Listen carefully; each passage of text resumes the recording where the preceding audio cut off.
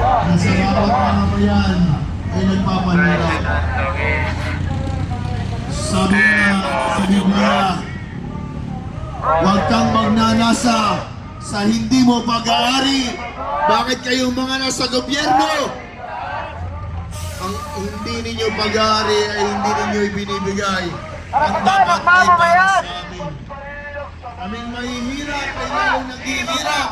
Subalit kayong mga mayayaman ay lalong yumayaman. Dahil sa korupsyon, kaya gobyerno mismo ang ginagawa. Kailan igno-ibisi na sa bayan Pilipino.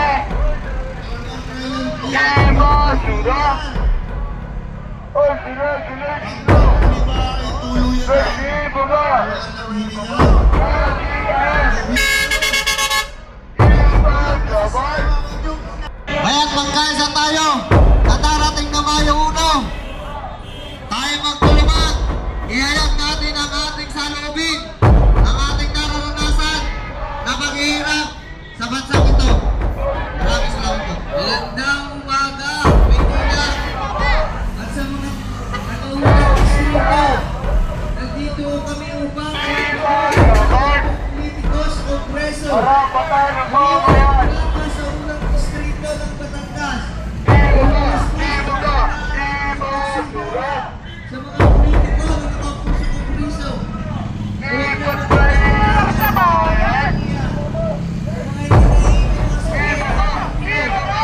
Napakarami na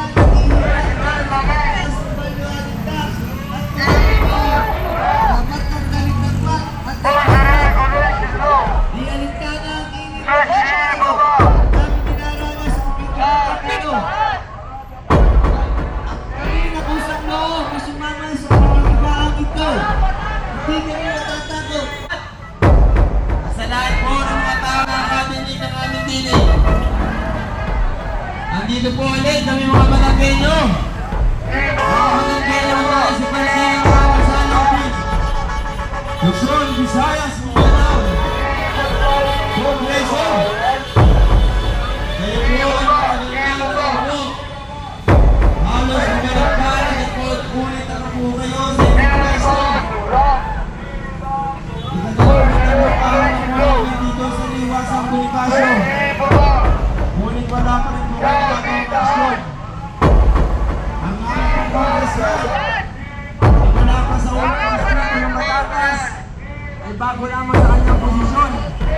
Ngunit napakadami na yung aksyon sa krisis na kinakaharap natin ngayon. Wala Batangas ang tulong ito sa kamay nila ng mga taga-unang distrito upang ito natin ang aming inahin. Sa pagtaas ng palo dapat tax na nagpapahirap sa mga Pilipino.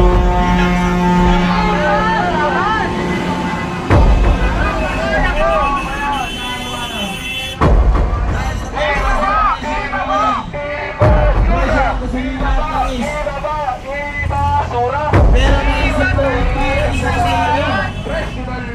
Magkasasali, binigyan na ang tinig na panaw. Para may bigas na panaw.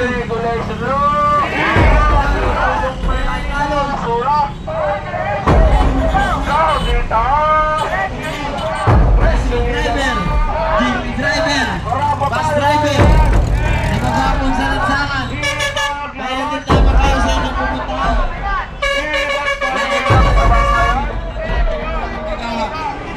Pero galit na rin at hirap. Dahil ang galit namin ang bumula sa iyo para ng laban. Kasi nagpulasyon naman sa inyong pagkagawa. Hindi ko kami naparito para sa inyong pagkagawa.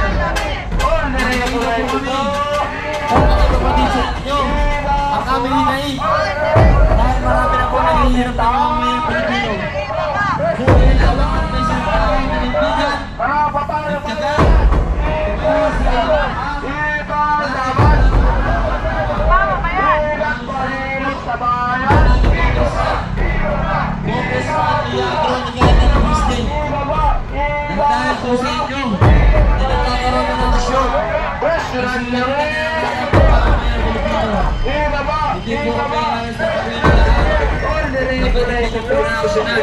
Ang bills na kinakaharap natin ngayon, bills na Pilipino, bills na bawat sa Pilipino. Kanain, mga Pilipino.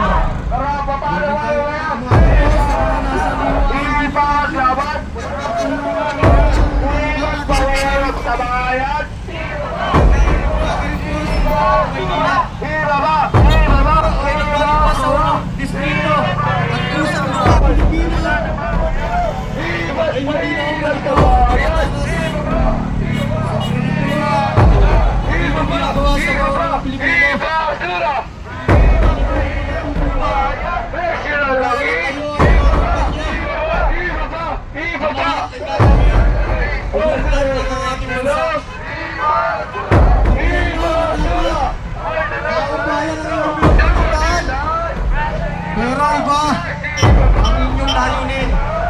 Tumakbo kayo. Para magsilbihan ang mamayan. Para mayaman lamang. Subalit ang layunin niyan. Kayo pa mismo. Ang biling dahilan. Para kayo masira sa taong bayan. Ang mga Pilipino, pinoprotektahan. Hindi naman. Mga kalimulan. Mga Pilipino. Ang dapat inyong tinutulungan, hindi ang mga kapitalista, hindi ang mga kanin, hindi ang mga kahaman, sa lahat yan, nakaalyado ninyo. Gumising na mo kayo. Nakaayon sa mga ng Pilipino at nakaayon sa sinumpanin ng pagkukulit sa taong bayan. Hindi mo namin kailangan ang mga ayuda. Ayuda lamang. Na iba-iba na ayuda na ilan lamang ang makikinabang. Pag hindi nyo kahiyado, walang matatamo. Kapag kahiyado, sigurado, paldo-paldo. Mga nasa kongresista o kaya mga sama kahilan ng gobyerno. Naririto po ang Pangulong Distrito, 3 linggo na po rito. Nararawang at nagparang makinig at salubin.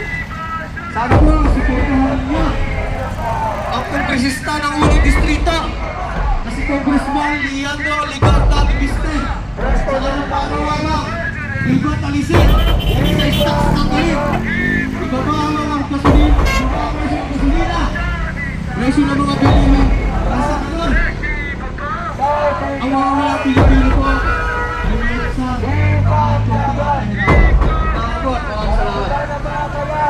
Magandang umaga, kamay nilahan. Ay mula sa unang distrito ng Batangas sa pangunguna ng ating bahay na Congressman. Kami po ay bumaba mula sa Batangas dito sa kamay nilahan upang suportahan ang pangunguna ng ating Congressman na ibaba ang bat at tanggalin ang excess tax na nagpapahirap sa taong bayan.